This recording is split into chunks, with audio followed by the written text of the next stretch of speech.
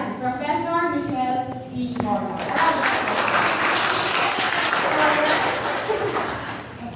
Napaka-easy. Kaya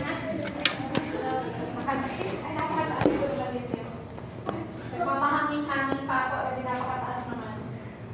Okay, patuloy po. Ay, kasi maganda. Hindi pa ba ako dito? Para nakikita ko pa. Dito ako.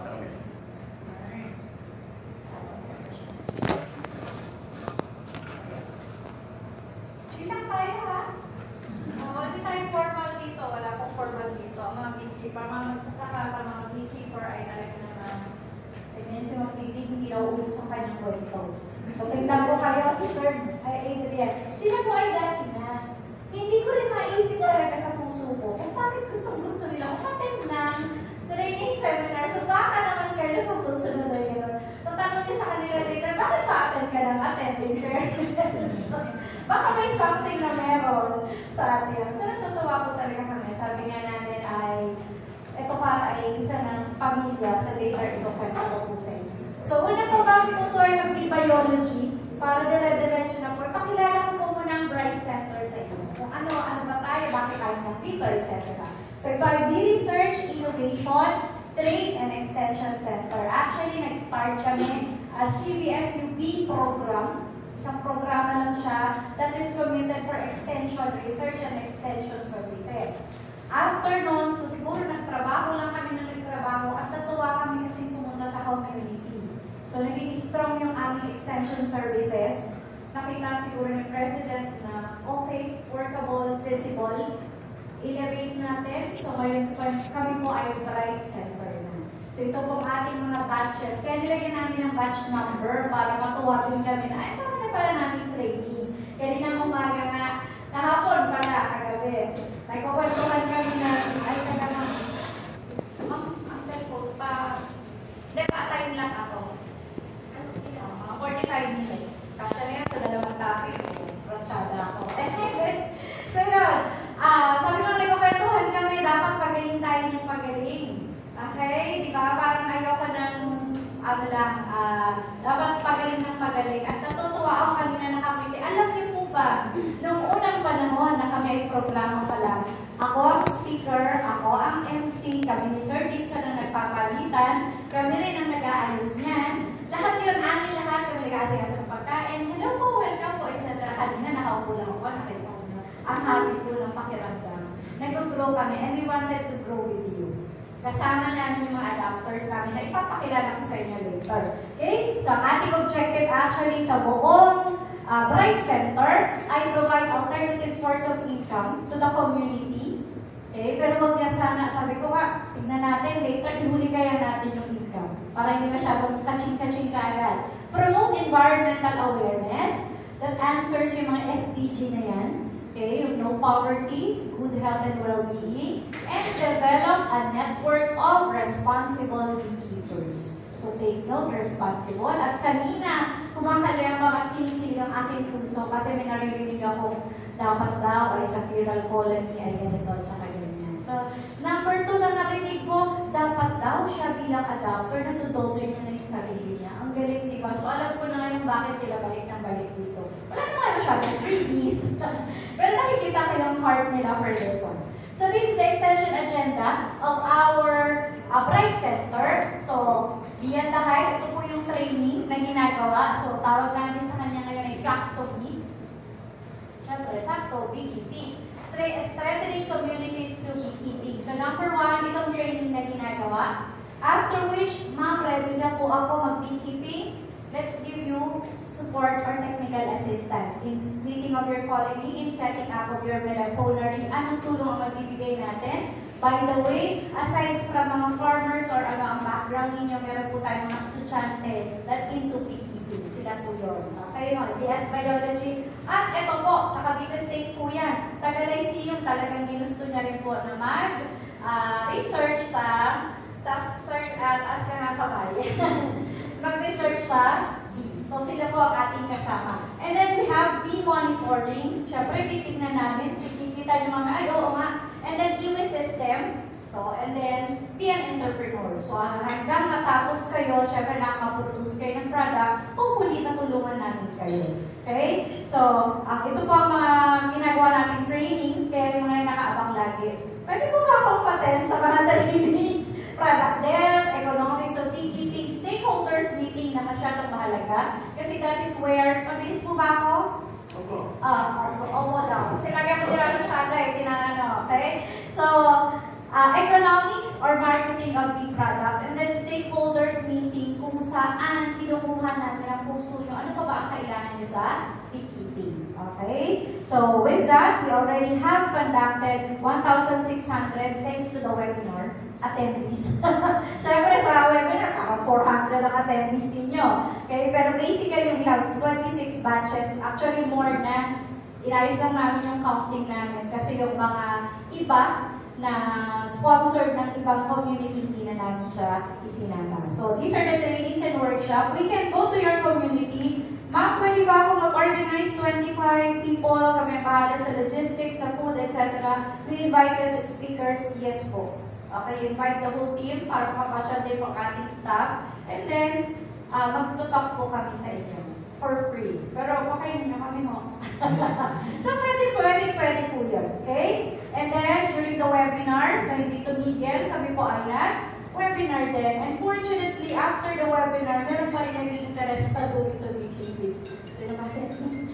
And then, we have this webinar series. Tapos ito yata kasama sila Sir Adrian. Yan yung hands-on. Okay, so next time, tomorrow makikita natin at welcome batch 26 of our trainings from the CBSE Bright Center. So tatakay nyo, ay batch 26 po pala ako. Nilito lang kayo ng PD, hindi ko na siya alam kung saan batch.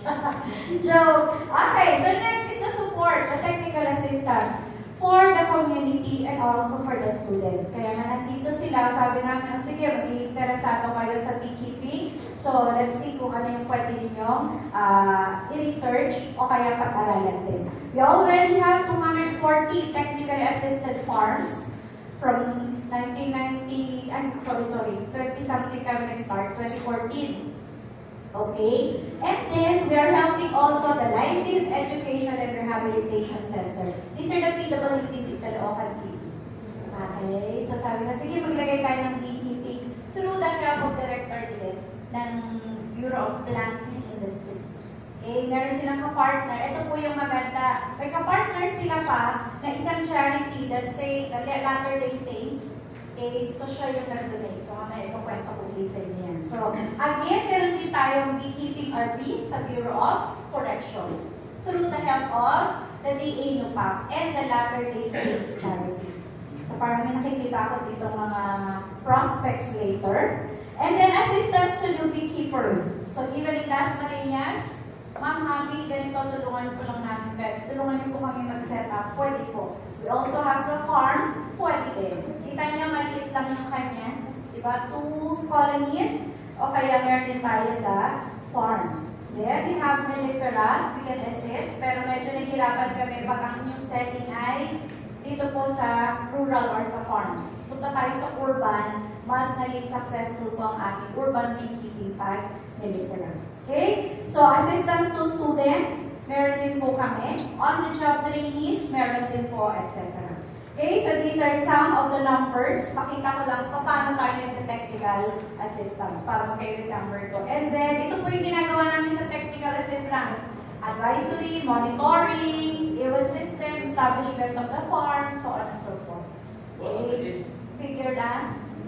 Ang bilis ko ba? Okay. And then, ito po talaga, sharing of best experiences. Ito po si Ma'am Didi, kahit hindi kayo pumunta sa farm niya, makikita niyo sa reels niya kung paano na siya i-share ang kanyang beekeeping. And what we wanted is, maka-visit kayo sa isang farm to another farm, and these trainees ngayon will become trainers someday. So next time, bibigyan ko na ng isang topic si Ma'am Didi on beekeeping. Okay? So maganda yun kasi namumultiply natin ang sarili natin. Next time, uuna lang tayo. Okay? Bee monitoring or bee monitor, evaluation and monitoring of the clients for sustainability. So, what we do, regular visit in terms of, okay, mag-expect na every month nasa inyo kami, habang maubos naman kami. Kami po ay mga guro din. Kaya kami pa nagtuturo din.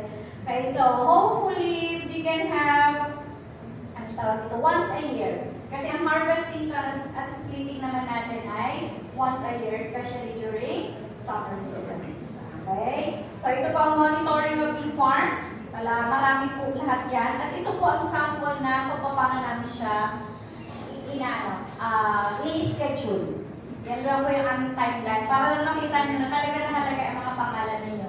Willie, yun po nababasa nyo, Barangay Guyang Munti, so on and so forth. Okay? So we also do researches. So yung nire-research ng mga bata ay galing sa stakeholders meeting. Bakit? Sabi po ni farmer, kailangan niya ng dryer ng pollen. So pumunta si civil engineering student sa amin, okay, can you make a pollen dryer, so on and so forth. Kaya very important ang pag-participate nyo sa stakeholders meeting. Natutulungan nyo silang magkaroon ng thesis. Natutulungan naman na sagutin ang ating mga problema. Okay? So, some of which, meron na tayong formulated antifungal soap. Tapos, meron tayong liquid hand soap na nilagyan natin ng ating propolis. And then, mga iba't ibang boxes na pwede natin tignan kung saan yung pinaka-adaptable ng ating mga bees. At marami pang iba. Okay? So, with that, meron pa tayo. Ayan na ulit yata ito. So, ito ay paano yun i-utilize.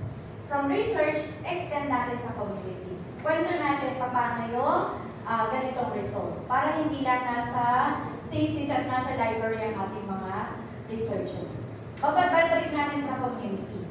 Kwento natin na ito, when you mix the propolis extract together with this one, you can make money out of which, tama? May sabon ka na eh. Sabihin mo organic yung sabon. And it has been backed up with researches. Okay? So, mga iba't ibang researches. So, ito na po yung nagawa nila. Ngayon, we are improving the honey extractor. Okay? Meron antifungal soap, liquid soap, and then yung propolis extract. Okay? So, technology transfer, yung po yung mga hinihingi ay ating kinaperite para po mag-benefit din ang ating community. Iwa system. Alam niyo yung sa baka? Pahiram ng baka? Ayan. Ganito yung po sa stainless steel. So, ito po siya. Okay? So, ito po ang stainless steel colonies coming from the Bright Center's partner. Note, hindi po kay Bright Center. Wala po kami maraming ipapaiwi. Kailangan po namin ng other partner. Kaya sabi ko nga, kaya naman, meron dyan mga partners na very willing to help a specific community. Then, kami po ang magta-tap naman or pwede nyo i-tap on monitoring and helping the community. Mag-donate nga po ako ng 6 na stainless steel colonies.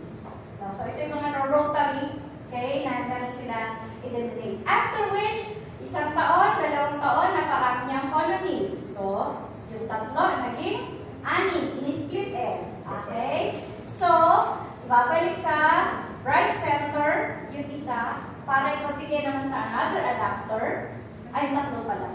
Isang set. Okay. 3 colonies. Yung 3 ay doon na po sa ating adapter. Provided na hindi gabanta ni adapter after patigilin nyo naman. Baka naman matempt kayo. Benta ko na kaya ito. Pera din to eh. Wag po na. Sige, patagalin nyo kahit ilang taon sa inyo. At sana ay maraming taon at tuloy nyo pang mapadami. Kasi nawawala yung essence ng sustainability. Para din yun yung sa baka eh.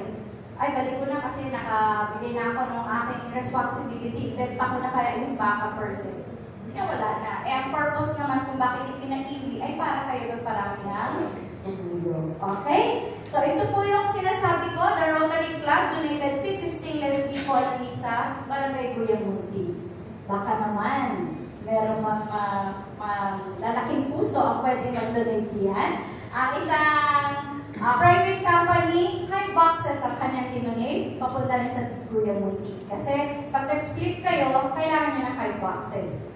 Okay? So, pwede din yun. And then, ay parang nakilala si Sir. Sabi ko kanina, meron kayong mayaman na friend dadating. Ninote ko yun. Parang natanda ko yun. Okay? And then, bahay para sa lungkot naman sa Kalupang Lehos din. Okay? Ano dyan na po ba? Dumating na po ba si Sir? Parang dumating na. Yung mayamang friend. Okay? So, ito pong isa. Ito. Si Soycap ay may sarili niyang sistema. Ang ginawa niya, tinap niya lang kami for technical assistance. Kami nag-train sa kanila, kami nagtutulong sa kanila ng ganito, aray ito ba nag-move siya ng solo. And then, sila ang bahala sa pagbibigay ng mga logistics, for example, ng mga colonies, so on and so forth. Okay? So yan po ay ating mga adapters. Ganon din ang ginawa ng 11RR or ang tawag namin ay IIRR dito sa silang. Ganon din. So dinala nila, nagbigay sila ng colony sa Ginyaman, Quezon. Tapos kami po ang tinap nila as their partner. Teka lang po, ang agalaw talaga. Okay. And then next, eto po. Talagang gusto ko lang talaga katukin ang puso niyo. So ito po yung mga partners natin so far. Giving emphasis dun sa biology alumni students na nag-donate ng hive boxes, umurong, sorry po. Okay? Donate ng stainless steel hive boxes para sa isang community. So pwede po yun. As nag-network na tayo, nag-network. Okay? So gusto nyo tulungan to, punta kayo sa isang company, so on and so forth. Itap niyo po kami for that. Okay? And then, hindi tayo natatapos, may produkto na. Naparami natin yung bubuyog, kaya nagpo-produce tayo ng mga products. So, tulungan natin yung ating mga beekeepers. So, what we do, ito po yung mga produkto nila. Meron calamansi, concentrate with honey, meron kayong liquid soap, mga sabon, so on and so forth. Dali natin sa ating mga trade fairs. So, pag iniindihan kami sa trade fairs, bit-bit po namin ang kanilang mga produkto. Ayan pa po, pagpunta nyo bukas, rentahan namin kayo ng galing sa adapter na aming mga produkto. So, kaya kumikita sila at dahil dyan, ayan, binigyan ko ng figures. Ito po ang mga benta nila. Gross na, syempre, hindi pwede reveal ang net income. Gross lang naman kasi mahal po ang honey. Okay, so tignan nyo. Pag may kailangan na stainless steel, kunwari si farm number 1, pwede akong kumuha kay farm number 2. Okay? Pwede rin diretso, pero mas maganda sanang i-course through nyo para may assistance din kami sa inyo. Pero kung gusto nyo kayo magpilihan, ay bala kayo dyan sa buhay nyo. Pag kayo ay nagka-problema sa colonies nyo, ay hindi kayo na mag-usap. Magbalikan kayo ng kandila.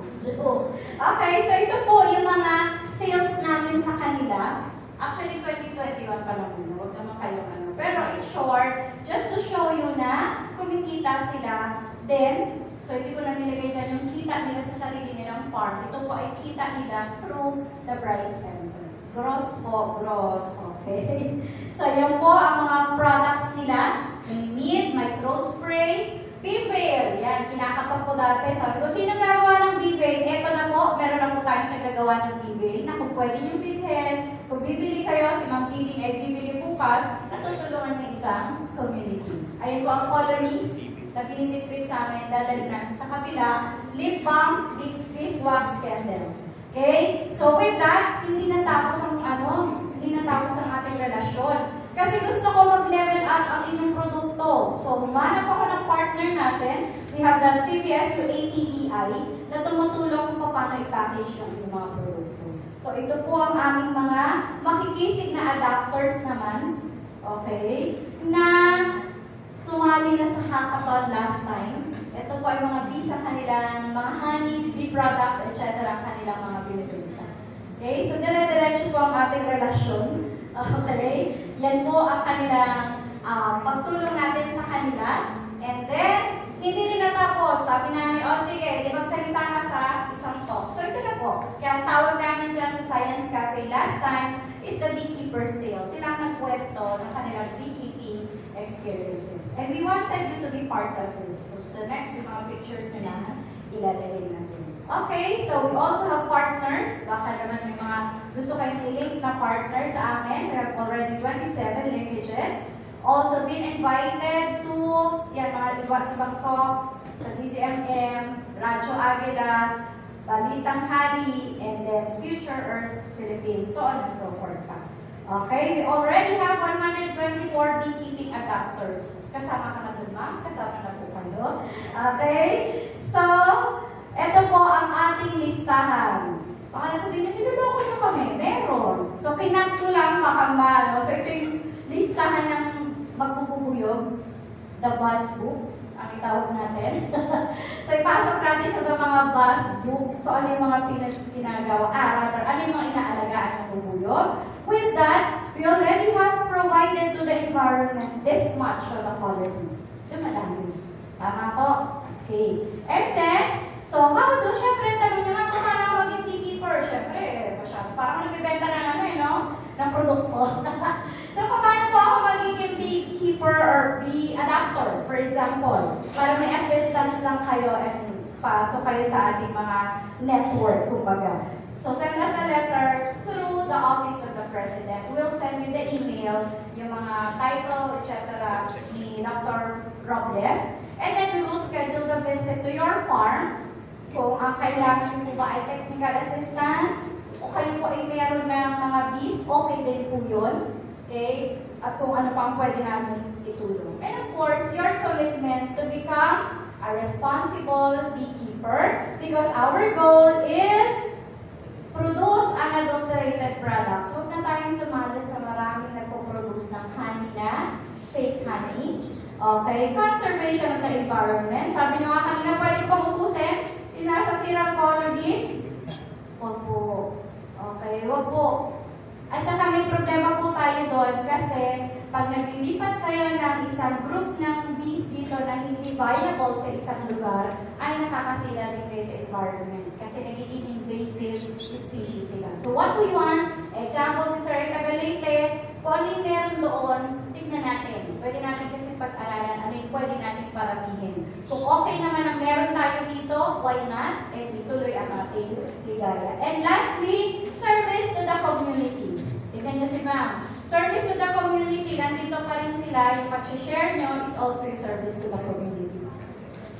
Tanong nyo lagi, may bayad po ba ang seminar? Wala po. So dahil walang bayad, wala din bayad pa kayo ay nag-share sa inyong mga kabarangay. Yan lang na ang aming hinihingi. At saka ang aming hinihingi ay mag-report kayo, ma'am, marami na akong bees dito. Ma'am, may pambenta ako. Ma'am, ito na po yung success ng aking farm. So on and so forth. Okay? So with that, the strategy of our colony, be informed, be trained, ito na inyong training, and be of service to others. Kaya ba ang ating commitment?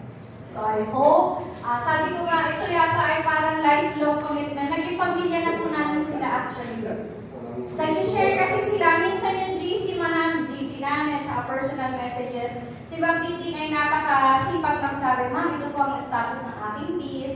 Na-encourage siya, natutuwa siya, nakakatuwa po yun. I was asked bakit daw ako napunta sa beekeeping. Hindi ko rin alam kung saan nagaling kasi ayoko nang mainit. Ayoko na initan ako. Pero kinakaya last year, naglalakad ka ng farm. Ilang kilometro nga sir, mga ilang kilometro lalakad ka. Pero pag uwi nyo, dahil ang mga farmers, ang meron sila ay bunga, pagbibigyan kayo ng isang buwig ng sagay. Nung last time na isang sakong Indian mango, so sabi, sir, ako na ibigpit pag-ibigpit. Pero binitbit naman nila. Para alam nyo, naglalakad ka talaga ba kailangan. Pero nakakatuwa kasi more than anything else, ay alam mo yung binibigay nila is best of their crops or harvest. Yung, ito yung kaya ko, ito yung gusto ko. Hindi, pagtitiba kita. Talaga, hindi mo na po, yan mo tibain. Pag upinanin pa, paano ba ito pilingin? Tama na pilingin ako. So, hindi namin pa paano magpili. So, yun, so mga ganun. Kaya nga, sila din yung naging inspirasyon ko para ako ay magkaroon ng maliit, magkaroon ng maliit na farm or bubuyugan or farm lang at saka kubo para later on ay maging kagaya ng yun po. Alam ko na kayo marami na mga beekeeping experiences. Okay, so with that, later tayo magtanungan. Ready na ba kayo? Parang first time namin na napakaraming lalaki ngayon. Ano? Compare sa mga girls. So wala masyadong pakuda. Tayo lang, kami lang yung mga Okay. So we'll start with beekeeping. Number one, huwag yung masyadong stress yung pag-alis sa pagbabasa. Beekeeping is care and management of the colonies.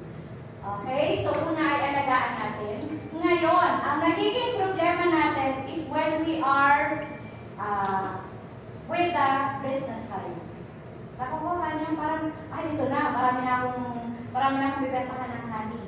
napipressure na kayo. Pag na-pressure kayo, kahit hindi pa tagpuhan ng honey ay pinipilit nyo na. Kahit hindi pa tagpuhan ng propolis, yung balot niya, pinipilit nyo na, hinuhubaran yung mga bees. Napapagod sila tuloy na takpan yung kanilang mga silid. I will tell you later kung paano mga propolis. Kaya nga nung kami ay nag-meeting, sabi namin, mahalaga na meron kang bibigyan ng produkto, pero mahalaga din na lagi nyo ilalagay paano ko i-provide. Yung reality na kaya natin i-provide. Ang kaya natin i-provide sa isang box ay 2 kilograms lang. Once or twice a year. Gusto mong maraming honey, ano gagawin? May nabibili ako kanina, bibili daw ng 100 colonies. Why not? Ready ba ang staff ng Bright Center? Natulungan kayo na ilagay sa ang kanyang 100 na colonies. Ang ating pong sa stainless steel ay by the number. Pagdami ng ating mga colonies. Okay, so care and management, and then that is providing us with variety of enterprises. Ano mga products na binibigay? Honey, propolis, and of course, huwag niyong tatanggalin ang crop pollination na hindi nyo kaya evaluate or lagyan ng halaga. Kasi ang halaga niya ay pagdumami ng ating mga crops or ang ating crop yield. Okay? So, ito po ang mga produkto ng ating beekeeping. Dami pala. Honey ang pinakakilala, pollen, royal jelly, propolis, wax, brood, at saka bee venom. So, kasama po ang bee venom na pwede natin kuhanin. Okay, so honey, iba't ibang bees, iba't ibang klase ng honey ang pinoproduce. Tama po? Pati yung kulay. Pareho pong bees pero ibang kulay kasi iba ang pinanggalingan na forage. Okay? Next, ito po ang honey ng Apis mellifera. Very familiar kayo, yung nakalagay sa comb. Yan po ang stingless bees. So bukas pag-aaralan nyo kung paano mag-alaga ng stingless bees. Ganun po sila kaliliit at ang honey ay nakalagay sa honey pots. Okay, so mas masarap po yan. Then, propolis na merong antimicrobial activity. So ito po yung ginagamit natin para ilagay sa throat spray na produkto kanina, sa sabon, so on and so forth. Okay, so ayun po ang ating brood. Ay, sorry. Wala pala yung cursor ko. Okay, so this is propolis in stainless bees. Yung nakabalot po dito, ito po ay honey pots. Yung nakabalot po dyan ay propolis din. Yung nakabalot sa pollen ay propolis din. Ito po ay propolis. Ma'am, may bibili po kasing 2 kilong propolis. So, anong gagawin nyo? Ma'am, hubaran ko na kaya ito. Nakakuha nyo. So, pag hinubaran nyo, anong gagawin ng ating brood? Yung red po ang ating brood. Yung effort niya para balutan ulit yung kanyang comb. So, nakukuha. So, enough lang. Yung surplus lang, tatandaan yung labis lang para sa kanila. Remember, sila ay nagtrabaho naman hindi para sa inyo in the first place. Nakakapagod kaya yun. Nagtrabaho ka, tapos pag uwi mo, wala yung honey mo, wala rin yung propolis. Nagtrabaho sila para sa kanila para during rainy season. What we get during summer season ay yung surplus lang or yung sobra ng kanilang ginawa. Okay po? And then, this is the propolis from our honeybees. Again, ang gamit ng propolis ay para i-seal ang kanilang bahay. Para hindi pasukin ng ulan, hindi pasukin ng insekto. Okay? So, with that, meron din tayong beeswax. Yung pinaglalagakan ng ating honey, ng ating mga larva, ng ating egg. Yan po ay ginagamit natin sa lip balm, kandila, so on and so forth. Okay, so yung po mga candle, ang smoke po niya na hindi maitim, kagaya sa paraffin. Okay, so maganda po yan. Then, the pollen. As food supplement sa atin, we have pollen substitute, o kaya pwede rin sa panabong na manok. Ang stingless bees po ay maraming pollen. Okay? So, para sa aming mga beekeeper, napakahirap na lang po alisin or patuyuin ng pollen. Kaya tinulungan kami. Maganda sa atin kasi nasusukat na ako. Walang pagkain maghapon yung pollen ng dinig niya. Talaga? Nag-check siya maghapon yung energy niya. Energizer. Okay? So, yun ang ating pollen. Okay? So, brood ay produkto din kasi sabi ko sa inyo, ang colony itself ay pwede natin ibenta. Okay, so we have Apis mellifera brood. Makikita niyo magkaiba sila with Tetragona laveroy or the stingless bees. Vivino, pwede rin. So, Ilog Maria, napunta kayo para magpa-ibo. Kasi alam nyo na siya ay nakaka-cure ng arthritis. At meron din pong research na effective siya as hepatoprotective agent. Yung ating Vivino. Kaya nangonkolekta sila ng Vivino. Okay? Yes po. Pinoprotektahan yung ating liver. Sorry po. Hepato eh. Okay? So, pinoprotektahan po ang ating liver. And of course, ang pinakamas malaki sa mga bentahan ay value-added products.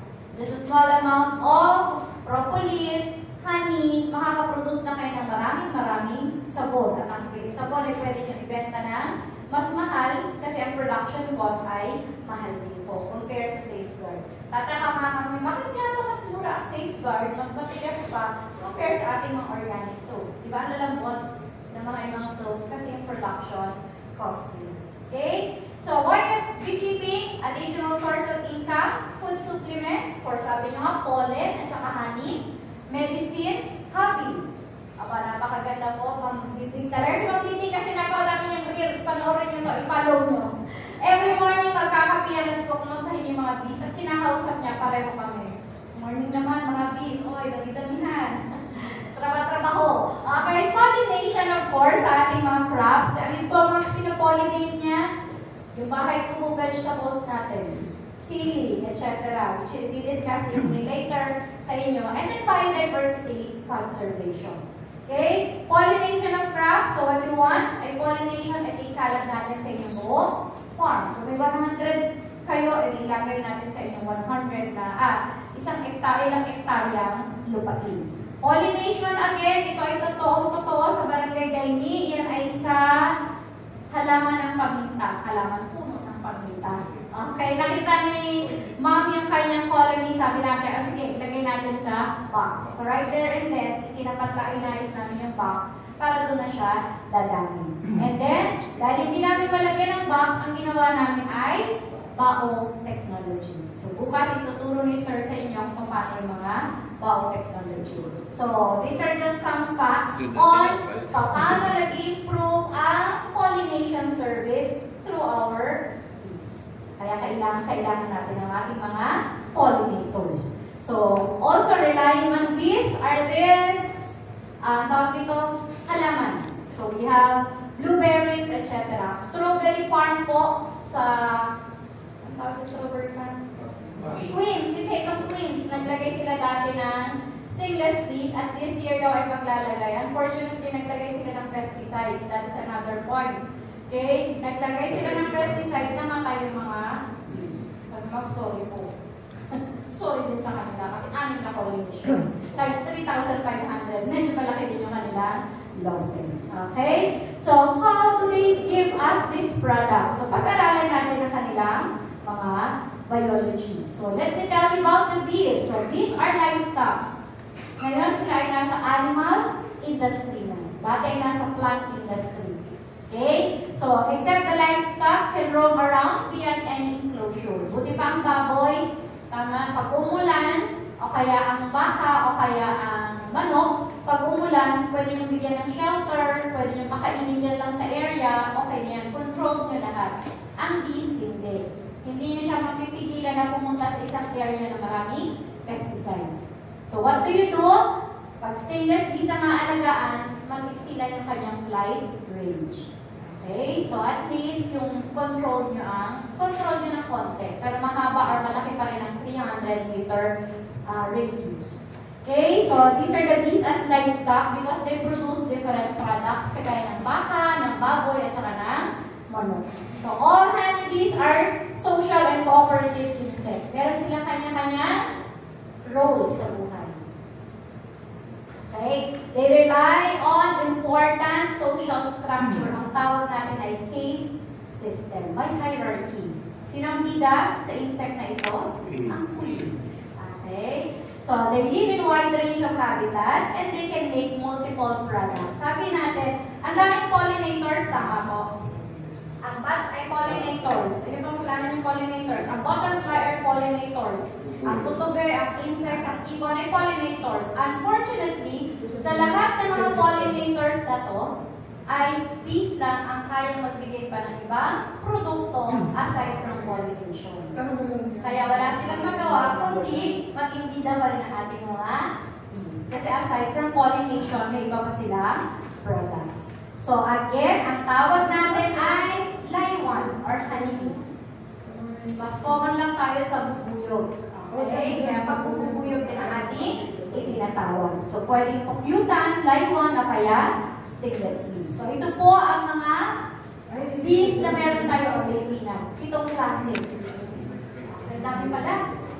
So, si dorsata ay pukyutan. Okay? Breviligula, dorsata breviligula. Andreniformis, Apis florea. Ito ay na-prove lately lang na talagang meron sa Pilipinas.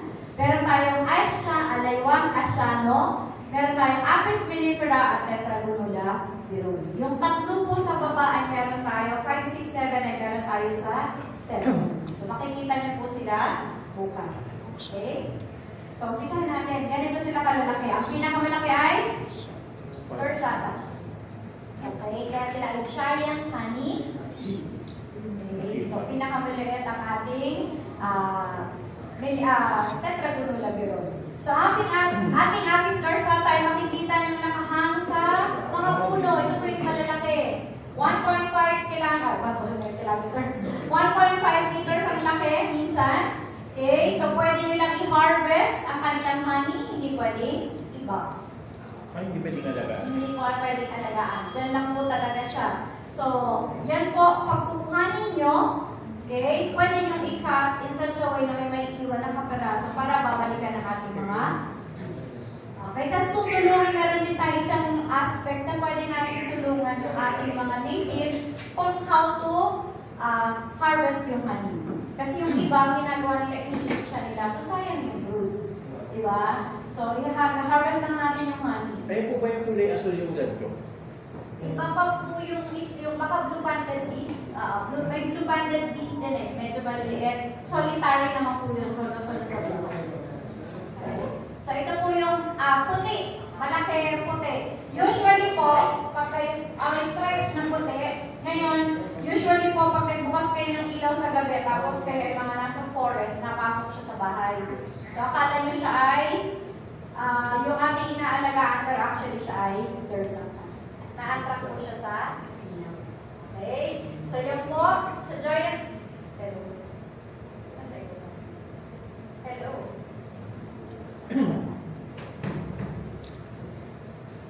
Sayang sa akin. Nalagyan ako ng bagyo. Hindi pala naalagaan yun. Pinakamalaki siyang mag-produce sa akin. Kasi kahit ganyan. Mataas na puno yun eh. Doon nagbahay. Nakita lang namin yung bumagsak na. Okay. Sige, habang inayos niya. Okay, so next. So ito po ang mga iba pang species ng ating dorsata. Okay? So, meron silang large exposed scope under the tree. Professional hunters ang pwede. Sa atin hindi, ang tawag natin ay mamumuha.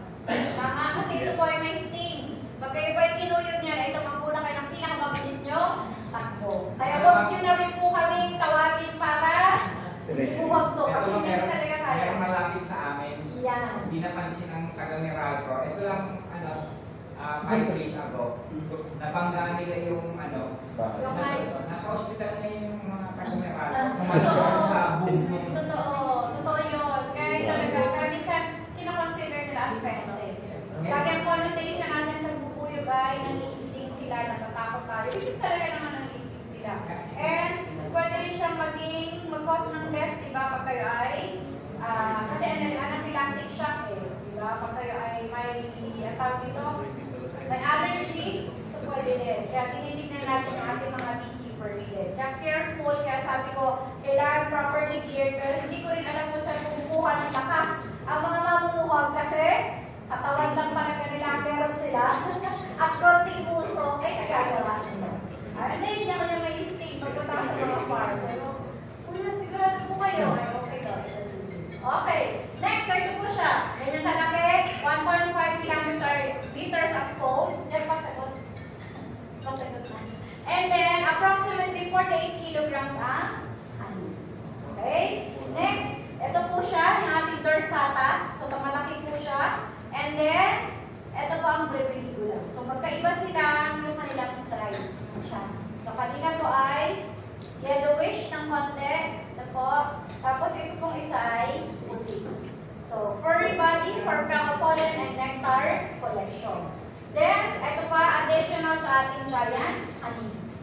Largest honeybee sila on our Apis species. Okay?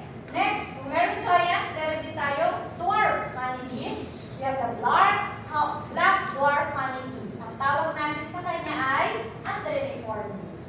So, maliit din lang ang coat niya. Ito po siya. Si Andreniformis, maliit din ang color niya. Pupuyok, and then, ayan po siya. They are found in Palawan. Ang tawag sa kanya ay Antuco. Okay. And then, another one is this one. So, tingnan niyo, maliit lang siya, madali siya i-harvest. Pero still, may sting. Okay? Nang-titibo.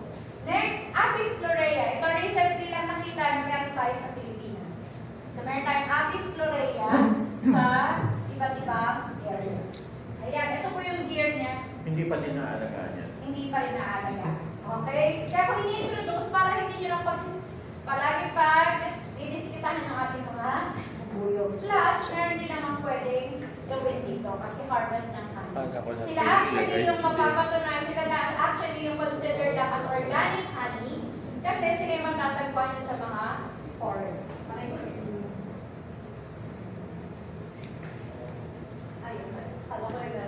Okay, so ibig sabihin, yung kanilang area kasi na kinukuhanan ng mga bulaklak ay definitely walang pesticides. Okay, next. O, ito na sir. Maalagaan na. Tribal Asiano. Sa Apis cerana. So, it occurs in Southeast Asia. Managed for honey production and crop pollination. Pwede na po nating alagaan. So, meron din po tayong training niyan later on Apis cerana. Yan naman po ang itsura niya. Para magkakamuka lang ma'am. Okay? So, eto po siya. So, physical characteristic, etc. Meron silang pollen basket. I-discuss sa inyo later. Paano yung pollen basket. And the ovipositor. Okay? So, egg laying. Meron ding modified into stinger ang kanilang mga stinger. Yung ating mga worker. Para sa ating worker. So, ito po yung pollen. Kita, ito po. Yan. So, yan po ay matatagpuan nyo usually sa ilalim ng cabinet. Meron ako sa cabinet, sa ilalim ng lababo, so on and so forth. Pwedeng alagaan. Paano nyo siya nakita sa ilalim ng cabinet? Ganun nyo din po i-arrange sa inyong home. So, yan ay, paano nyo gagawin?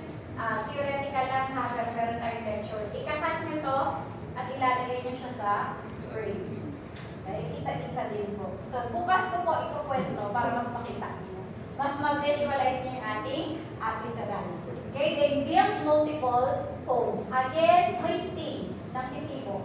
Okay? And then, ang pinakakilala niyo sa lahat ay Apis mellifera. Sila po European honeybee or Western honeybee ang tawag. Okay? Sila po ay hindi native sa Pilipinas. Pero dito po nag-umpisa ang beekeeping kasi sila po ay nagpo-produce ng maraming honey.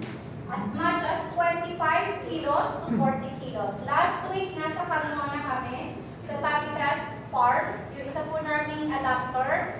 Okay, ang na-harvest niya ay maraming ilang kilos yata ng honey. Kaya masabi ng honey, ng honey, sorry. Kaya masabi ko sa inyo, urban beekeeping siya nangyayari. Katabi lang po siya ng anak bahay nila ay malapit sa Islex. Ang source niya ay Nara, Acacia, kung ano man yung nandun sa area zone. Bakit po? Kasi walang masyadong predator ibon sa urban. Kaya mas nagtatry sila. Kasi ang kalaban po nito ay mga ibon. Doon po sa amin, dito sa Bright Center, makikita nyo tomorrow, hindi kayo masyado makapagparami. Kita nyo ko ilang framer ito? Mga 10 yan. Parang hindi makapagpapagipon sa 8 frame. Kasi nahihirapan kami pagpadami gawa nga ng ating mga mga predator. So medyo maraming problema ang ating Apis mellifera kasi sila ay pinapeste din. Okay? May mga mites na pumapeste sa kanila, etc. Okay, next. Introduction of this species coming from the Europe. Ang nagdala sa atin ay mga Amerikano. Yay! And then, ito po ang kanilang brood. So, ang problema sa beekeeping ng mellifera ay you have to check every week. Ito po, nakikita niyo po ito. Yung cells, kung meron pong larva, kung merong egg at pupa. So, dapat kumpleto yan lagi every week. Bakit? Para susunod na week ay merong magmamature na adult bee. Tama po. Para makita nyo din kung nanganganak ba, naglilay ba ng eggs ang ating mga queen. Kung hindi, baka time na para palitan ang bee. Okay? So, ito po ang ating Apis mellifera. Ito pong brood na to ay puro honey. Ang tawag ay cup honey. Ready for extraction. Ready for harvest. Kasi meron na siyang cover. Ito po. Puti na. Kasi yan, pag hindi naka-cup ay liquid pa. 25 to 30 kilograms. So, ito po ang ginagamit sa commercial beekeeping. Okay? Tetragonula beroy ang ating pag-aaralan na mas sustainable. Sabi nga ni Sir kanina, narinig ko rin. Kaya nyo, hindi ako nakikinig ha. Chismosa pala. Okay. Sabi nga ni Sir kanina, less daw ang trabaho na gagawin ninyo. So, stingless bee colony or stingless bee. Okay? Sila ay meliponins. Kaya ang tawag natin ay meliponini. Okay, ito po sila, maliliit lang. Walang sting. Kaya natin sila tinawag na stingless bees. Lahat po sila ay may character na ganito yung mouth. Okay? So, ito po, some stingless bees have powerful mandibles. So, wala silang sting pero nangangagat. Kaya bukas po, kayo po ay long sleeve para hindi naman kayo pasukin or kagatin ng ating mga bees. So, ito po ang ating stingless bees. Tawag natin lupot, hiwot, kung ano pang tawag sa vernacular term. Maliliit lang po sila na parang mga langgam. Ayan. Yes. Iba pa rin po ba yung sinasabi nilang bumundo? Ibang species lang po, pero stingless bees din. Okay? So, matatagpuan nyo sa trunks ng trees, kung sa mga dahon, bukas i-discuss na sir sa inyo. Okay? These are yung members nila, collect nectar and pollen. So, yan po sila, ganito lang sila kailiit in comparison with the flower. Ito po siya. Okay? So, maliliit lang po talaga. Okay? So, yan po ang stand na pwede nyo i-provide later on para sa inyong stingless bees. At kung mapapansin nyo, hindi siya aesthetically beautiful compared sa Apis mellifera. Cute siya gawa ng kanyang propolis. Pero, very, daming products na pwede ibigyan. So, yan po ang ating mga stingless bees. So, again, knowledge natin, beekeepers, pag Apis ang pinag-aaralan, we call it apiary. Pag ang pinag-aaralan nyo, or ang meron kayo stingless bees, we call it meliponary. Kasi sila ay galing sa Meliponini family. Okay? So, these are the different types of bees. So, therefore, alagaan natin siya. No matter what, ay meron silang e-biology. Diyan pa kayo, konti pa. Okay.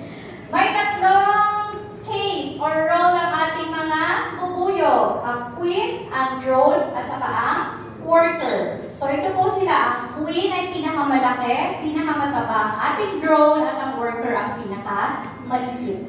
Okay? And then, ito po ang ating mga queen. I'll give, sorry. Okay? So, only reproductive female. Ang queen lang po ang nangingitlog at naglalagay ng itlog sa mga cell. So, control yung pheromone niya, lay eggs, and they are fed with royal jelly. All throughout her lifetime, ang kinakain niya lang ay royal jelly. So, meron pong pag-iiba. Okay, so this is the royal jelly. O, yan. Ito ang cell. Ito po yung egg. Nakikita niyo yung egg. Yung maliliit na puti. Ito po ang larva na. Lumaki na siya. Pag lumaki na, magpo-cover, pupa na ang susunod. After which, mag-i-emerge na siya. Tama po. Ito po ay sa mellifera or sa Apis species. So, kailangan nyo i-check yan. Ito po ang royal jelly na kinakain ng larva. So, Ang royal jelly ay pwede natin ding kainin.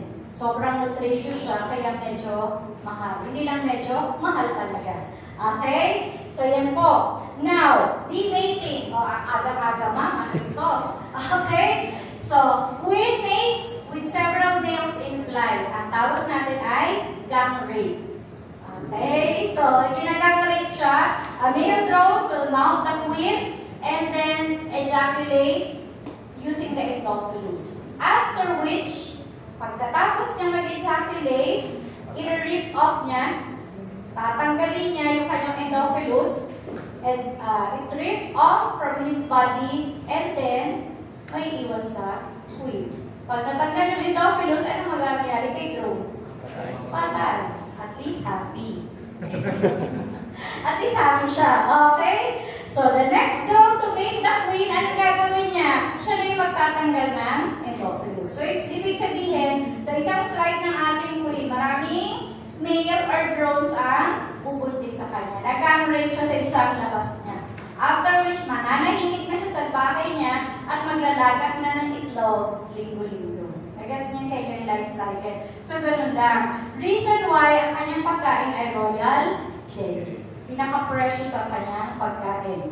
Okay? So, ito po yung kanyang structure sa loob. So, kita nyo yung kanyang mga sperm from multiple drones.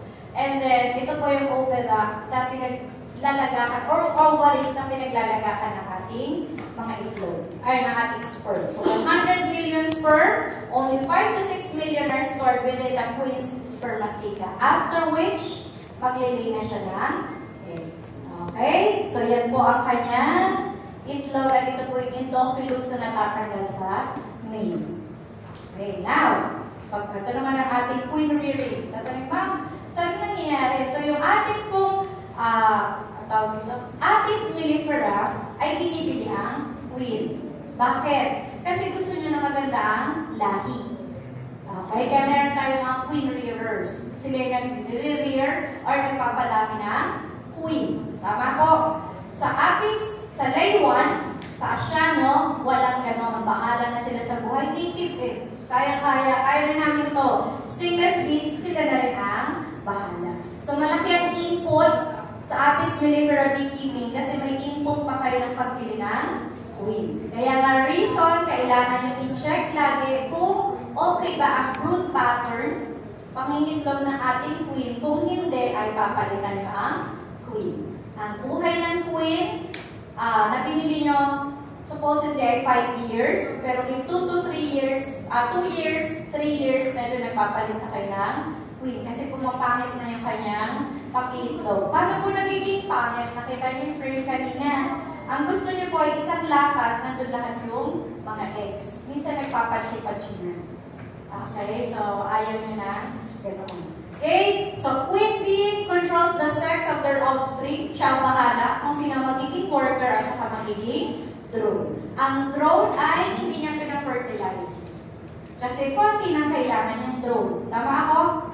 Sino lang kailangan yung drone? Yung bubuntis lang sa kanya later on. Ang sabi ng carbono. Okay. Ang worker, ang kailangan niya para maghakot ng maraming pagkain. Okay po. Then, these are the queen cells. Kaya sa ating Apis mellifera, tinatanggal niyo yung mga queen cell. Bakit? Kasi mga cells na yan ay virgin queen ang tawag. Ang gusto niyo lang yung queen na pinili niyo. Kasi siya yan po produce ng maraming queen. So, yan po yung mga queen cells. So, sinisira ninyo yan para hindi mag-emerge into a queen. Kasi remember, sa isang bahay, isa lang ang reyna. Tama? Kaya nabubugnot ang mga namamahay ng mga anak. Okay? And then, this is the queen bee. Marked siya. Kung walang mark, makikita nyo naman na siya. Ang pinakamalaki, minamarkahan siya or color-coded siya depending on the year. Kung ilang taon na yung ating queen. And then, for the stingless bees, malalaki rin ang ating queen at ito ang queen cell. Nakakita ka na ba ng meeting? Di ba? Na queen. Hindi ba? Pag may nakakita, picturean niyo po at napakahirap mag-check ng queen ng stingless bees. You don't have to worry kung nandyan siya. Alam mo lang sa puso niyo na nandyan siya. Kasi dumadami yung saray. Alam ko lang na nandyan siya. Dumadami yung saray ng ating mga buyo.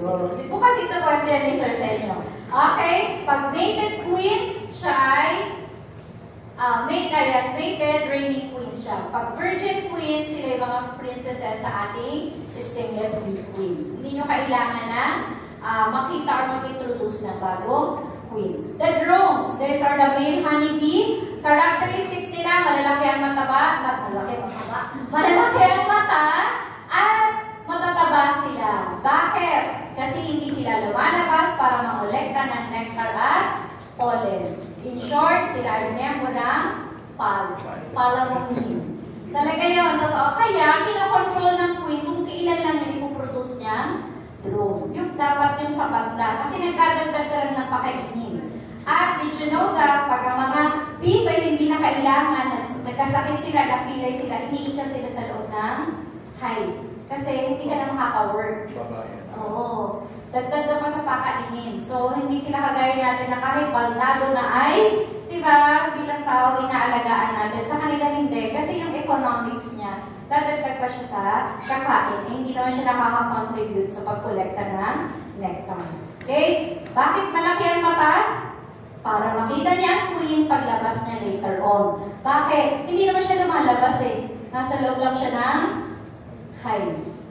Ang labas lang niya ay pag siya ay makikipag-mate na sa queen. Inimit niya na sa drone, congregation ng tawag sa labas, saka si may mating season. Okay? About 10 to 20 drones will mate with the queen during her mating flight. Drones have much larger eyes, which is their most distinguishing factor. At sila ay makaba kaysa sa ating queen.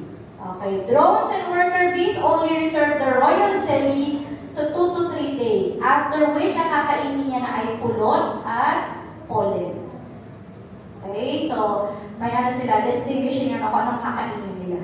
Then, these are the drone cells. Kaya minsan tinatanggal din natin. Kasi ayaw natin maraming drone cells, yung nakaumbok.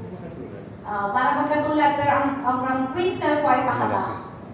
Ang drone cell ay medyo nakakataba. So, sinisira din natin kasi ayaw natin na maraming drones. Pero kung gusto nyo magawa ng gird ng queen, kailangan nyo ng drones. Okay? So, worker bees. So, ang purpose nila sa buhay ay magtrabaho all their lives.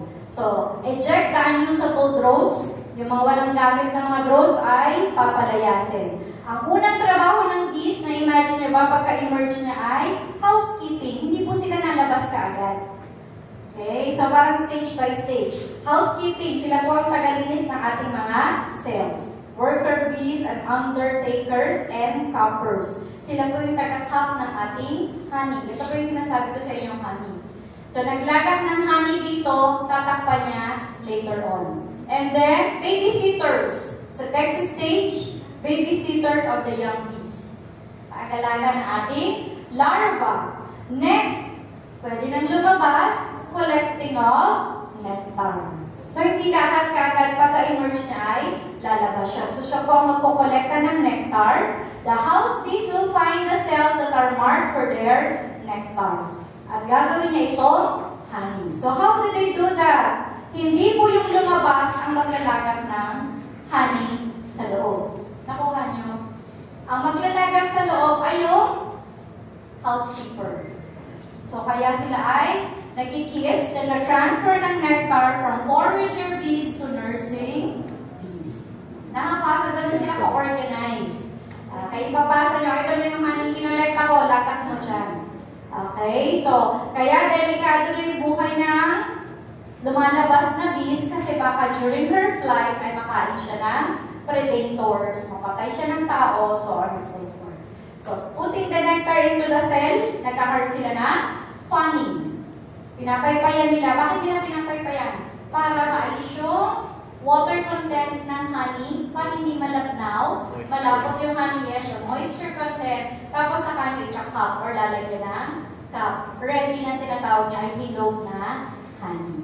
Reason why, hindi kayo nag-harvest ng honey during rainy season. Mataas ang moisture content, malabnaw ang honey. Okay, mataas ang moisture. Okay? And then, hindi pa hinog ang honey during that time. So, ito yung kanilang life cycle. Okay? How do they gather the honey? How do they gather the nectar, which turned into honey pagdating sa loob ng cell? So, nagiging honey siya pag napaypayan na ng ating mga bees. So, ito po ang ating brood cell, ang drone, ang worker, ang pollen, so on and so forth. And this is, dito na sinasabi ko sa inyong cup honey. Ready for harvest. Ayan. So, ito po yung sinasabi ko rin sa inyong brood pattern. Ang gusto nyo ay isang dire-diretsong pupa na maayos ang pagkakalagay niya. Okay? So, ito po ang guard piece. Meron din tayong guard piece. Ito po ay wasp. Ito po ang guard piece. So, sila po ang matatagpuan nyo sa entrance ng ating mga hives. Okay? Para yung mga gustong pumasok. And then the field piece, which gather the colonies. The nectar. Lastly, this is to show you anong nangyayari from the queen papunta sa ating papunta sa pagiging worker at saka sa queen. Pag ang egg ay na-fertilize, siya po ay magiging queen. Pag hindi po siya, nag-live feeding lang siya, magiging worker. Tapos, unfertilized egg are becoming the drones. Sila po yung ating mga drones. So, kanya-kanya po sila ng target sa buhay. Napakahaba po na mga lecture na to. So, this is the life cycle. All in all, ang Apis mellifera ay 21 days. Ang ating stingless bees ay 50 days ang kanila. Okay? So, from egg laying ng ating queen, larva, then pupa, and the adult stage of the bees. Okay? Kaya ba? Okay. Yan yung kailangan function. In summary, ayan. So, yan yung lifespan ng ating honeybees. So, with the stingless bees, mas marami ang kanila, mas mahaba ang kanilang lifespan. So, lifespan ng ating queen, months to years, lagi, hindi tayo pwede magpalit ng ating. So, with that, nakita ko na ang queue. Parang nakita ko na ang queue. Okay na. Kasi meron pang isa dapat, pero next time na. This is on dancing ng queen. Isa lang. Very fast. The bee dance. Okay, so they spell out their colony. They have two types of dances, round dance at saka waggle dance. That is to tell you the source of the food. Sorry naman. Yan. Round dance pag malapit ng kanilang source ng food. Waggle dance pag marami. Okay, malayo, sorry, ayan. So, look at how they dance depending on the position of the food. At yung position ng food dapat in angle with the sun. So, ang kanilang compass talaga yung sun. Kaya sabi namin, pag maglalagay kayo ng hive, mahalagang alam nyo kung saan ang sikat ng araw. To tell your bees that it is time to go out, to work. Work na po, umaga na. Maaga pa nga sila kaysa sa atin. Sa kanila kasi pagka sikat ng araw, ayan na sila. Tayo mga alas 8 pa, sipsip, mainit na ang araw. Sa kanila hindi. At nakakatuwa sila kasi yung anggulo ng pagsayaw nila ay depende sa anggulo ng makukuha nilang bulaklak. That is to tell you, sa atin, para tayo mag-tell kung nasa ng food. Sa kanila, to the dance. Okay? So, sabi na, ay malapit lang. So, round dance lang. Pag malayo, sila ay nagwa-waggle dance. Okay? So, yan po ang kanilang waggle dance through this buzzing, buzzing tempo, kumbaga. Kaya, relates to their distance to the sun. So, ito ang food, ito ang pupuntahan ninyo, so on and so forth. Reason why, huwag nyo rin guguluhin yung kanilang hive pag sila ay nasa forage. Baka pagbalik nila, asan yung bahay ko, di ba? Stainless beekeeper, lalo na. Mawawala sila pagbalik ng ating mga bees.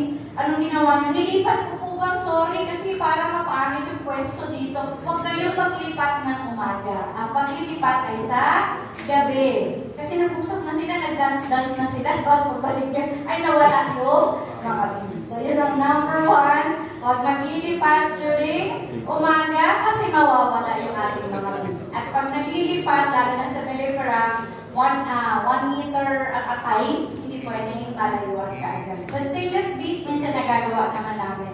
Minsan kami nilipat kami, makikita mo nandun pa rin yung mga dating bees. Doon sila bumabalik kasi nandun yung pheromone nila.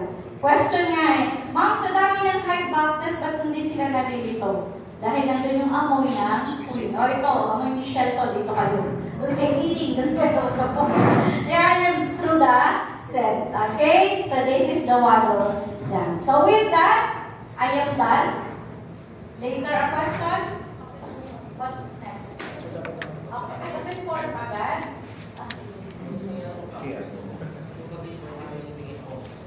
Okay lang ako. May coffee po. Sorry. Yan, tama ako. Last slide. Dumadami yung sinasabi ko dati na kakat shirt ko siya. Okay.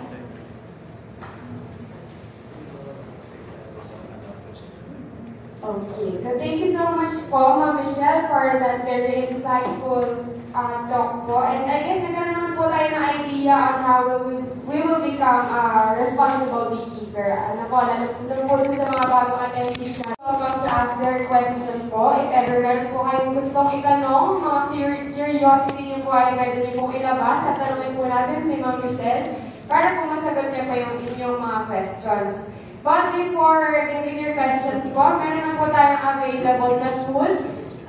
Kasabay po ng ating question and answer. I-deliver na lang po sa inyong mga table po. Ayan. So, pwede po muna tayong mag-isip ng mga itatanong po natin kay ma'am while waiting po sa ating mga pagkain. And lahat po ay ma-accommodate na ng food natin ngayon dahil hindi po tayo umabot sa 25. Okay po. Kaya po yung mga hindi po nakapag-pre-register. Okay na po. Kaya na po kumain. Huwag po tayong mahihingang kumain. Ayan po. I-deliver na po ng ating mga white ladies. So, any question po? Para po sa ating talk for today. Sige po. Sister Brian, tama po. May mga list po ako ng question. Pero ito po yung may wax rin po ba yung stainless steel? Yes po. Pero kaunti lang. Hindi siya kasing dami na ang wax at this is kasi serve bukas. Yun sa stainless. Okay. Ay, meron po. Kaya naman po. Gusto ko rin po kasi matutunan kung paano po magdagdag ng bao sa bao, yung technique po. Kaya lang wala naman. Siguro sa kapos bukas. And how to lessen yung casualties during transfer po. Ng stainless. Opo, ng stainless. Kasi minsan po tsaka po yung pin rearing na rin. Kung matatagal din po ba? Yung pin rearing, sir, ay hindi namin matatakel kasi siya ay para talaga sa mga advanced beekeeper. Okay. Napaka-few ng pwede. Actually, sa Pilipinas, nahirapan nga tayo. Isang problema yan ng bani or animal industry, yung sa queen rearing. Kasi nga, may mga queen na depende kung saan, as usual, mga swaddled queen, etc. Ayaw natin nun. So, meron tayong mga queen leaders, si Alfonso, pangalan ni Alfonso, sir? Karomi Fenol. Siya po ang best na queen rearer. Okay, so, siya po ang isang nag-rear ng queen. Tapos meron mga pinag-aaralan talaga. Yung ini-insert talaga yung, nakikita ko siya, makikita niyo siya sa YouTube minsan. Yung ang queen ay kulong na ngayon, tapos i-insert nyo. Artificial insemination. So, rest of your question on stainless beekeeping ay bukas natin sasagutin. Okay? Kasi may lecture pa tayo. Baka pagalitan na ako ni sir kasi kunento ko na lang sa inyo. I-discuss niyo bukas. Huwag natin padaliin ang buhay ni sir. Sige po. Thank you po. Nakakain mo ba yung propolis, yung hindi na kailangan lutuin? Propolis po agad kain. Wag po. Kasi bukod sa, pwede nyo siyang nguyagin kasi minsan pagka nag-ano kayo, sinisip-sip nyo. Pero usually tinatanggal nyo din kasi matigas at saka dami din siya. Hindi po ba nagtayo ng kahoy? Nagtapo ng kahoy. Kala ko nakakain na din. Hindi po. Tsaka sayang, mahal ang propolis po at saka pinag-aaralan natin for antimicrobial attack. Okay? Okay po. Ayan, remind ko na din, balik niyo yung ating kasi yan ay souvenir namin sa inyo. yung inyong mga yellow pink paper para makita namin kung na-meet namin yung mga inyong expectation. Kami naman, habang kayo kumakain, wala naman siya. Habang nag-iisip kayo na itatanong nyo, ay as participants, sana kayo ay maging ma-enjoy nyo at maging participative. Thank you very much. May tanong kayo. Enjoy your meal. Sige, pahinga muna kayo. Thank you po. Pero pwede pa kung magtanong, okay lang. Kayo pa casual lang po. Apo. Susundin pala talaga. Hindi pala natin talaga. Andito lang po